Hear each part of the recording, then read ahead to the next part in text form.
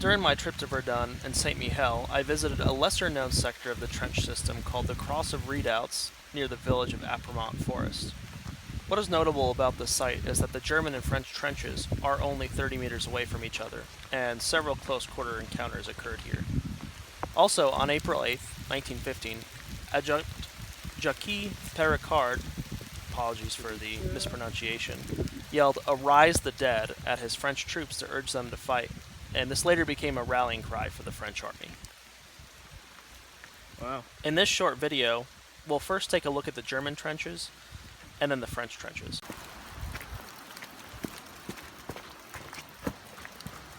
And already you can feel how tight and small the space is.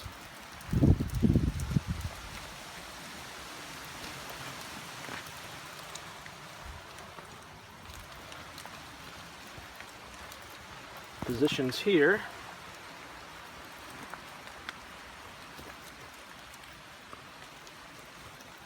Let's keep walking. More emplacements for soldiers to stand. Right here, for example. And I'm barely lifting my phone up to get that.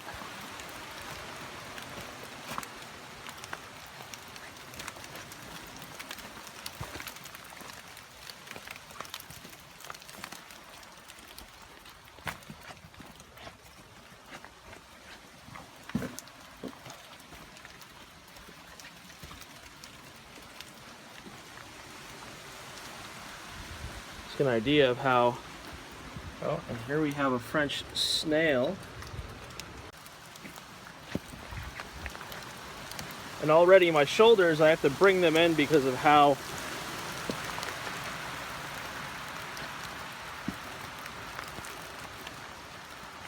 close everything is together.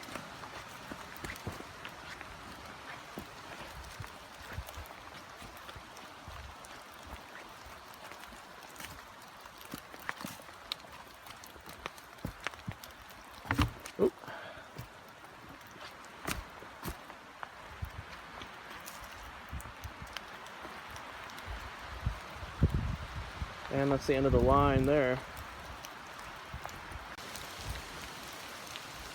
And here's a reconstruction of the French trenches, opposite of the actual ones over there.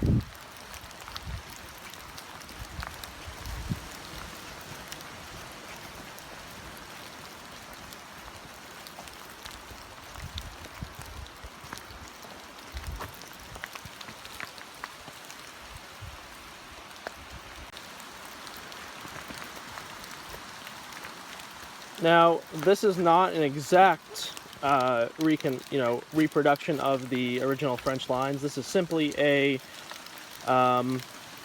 best that they could come up with in terms of engineering. So they were saying on one of the informational boards that this was how they constructed this trench was from a field manual, an engineer's field manual from 1915, and not actually how engineers did it. So here is an observation post.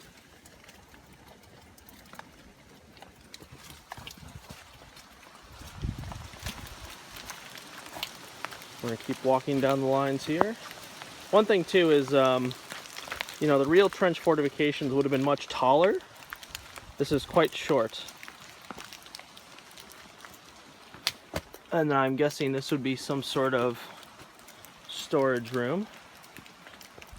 But still a nice little reproduction. Across from the real lines. And these sandbags right here are concrete. Even though originally they would be filled with, of course, sand or some sort of like material, but this preserves the battlefield a little bit better. So this is what I was talking about. This trench is a theoretical reconstruction worked out in accordance with the technical instruction manuals, in particular memorandum of the engineer officer in the field, published in 1915. So